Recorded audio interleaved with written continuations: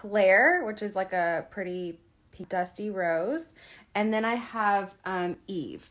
So again, these are like some of my all-time favorites. So Eve is like a shimmery dark purple, what it looks like. It's called the Multitasker. This darker shade first. The lash line, kind of like as my eyeliner.